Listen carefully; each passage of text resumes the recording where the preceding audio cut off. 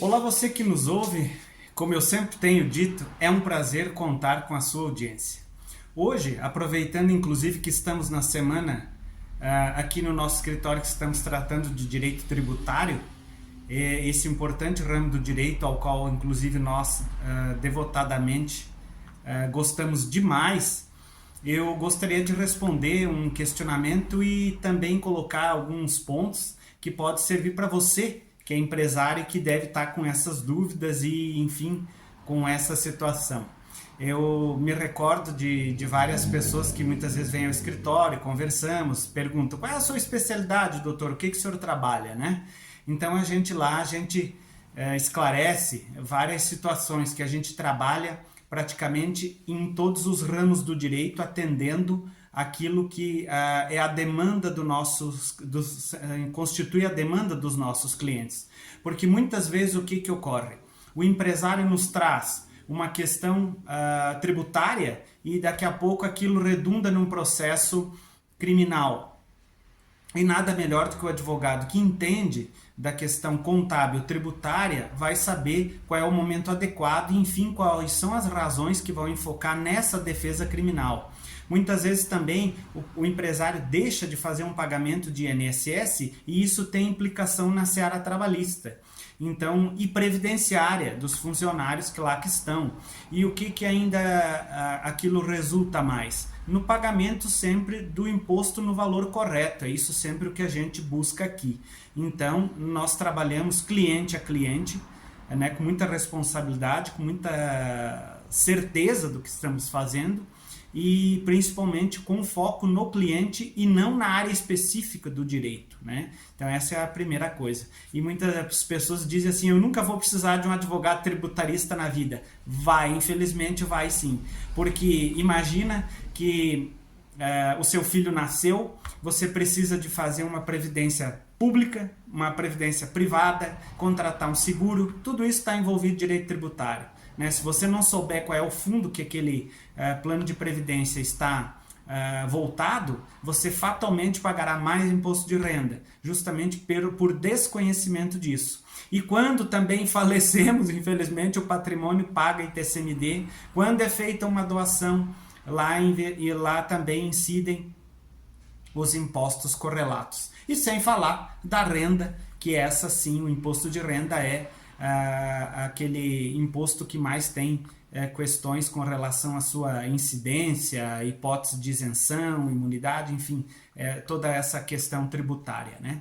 Mas voltando ao ponto nuclear do vídeo, até para que não se estenda demais e não fique maçante, a pergunta colocada pelo empresário em si era a respeito da opção do regime tributário, o que seria mais adequado a ele, se o lucro real ou o lucro presumido.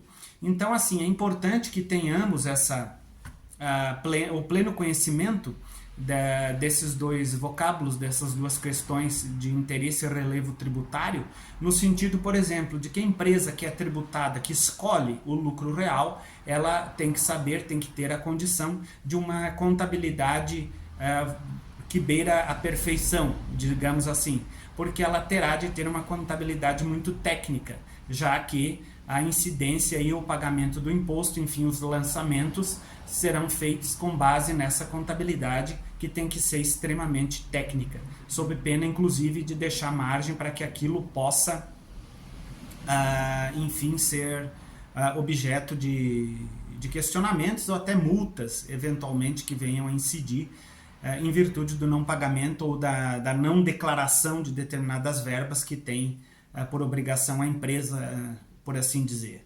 Outra questão, por exemplo, é o lucro presumido, que contabilmente se torna um pouco mais agradável, vamos dizer assim, um pouco menos trabalhoso, em função de que é orientada, o pagamento dos impostos são orientados por alíquotas nas quais há uma margem de negociação.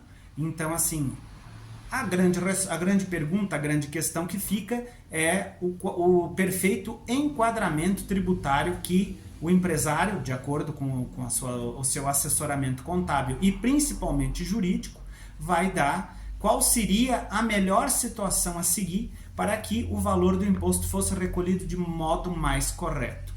Então, são essas duas questões aí. A gente ressalta que ao longo dos anos, nesses 25 anos que estamos laborando nessa área aí, temos visto que há um interesse do governo, dos entes fiscais, em diminuírem as questões burocráticas tributárias.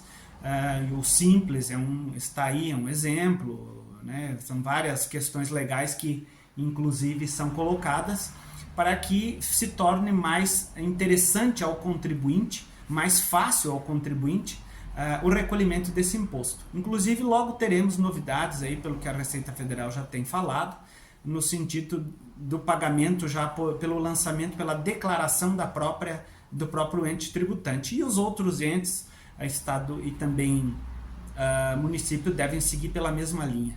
Então, nota-se que o direito tributário ele está partindo mais nessa linha. Outra questão também é com relação à interpretação da norma tributária, né? Muita gente diz assim, eu não preciso de uma assessoria jurídica porque o meu contador resolve tudo, enfim, né? Já tem um vídeo até aqui que eu tratei disso, que a contabilidade, os contadores são excelentes em regras profissionais, todos eles fazem um trabalho de excelência, digno de relevo, de destaque o trabalho árduo que fazem, né, e procurando assessorar as empresas o melhor que podem.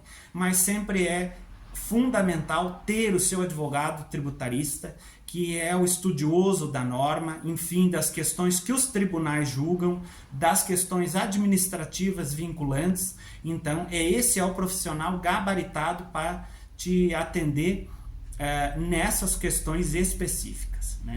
Meu muito obrigado pela sua atenção.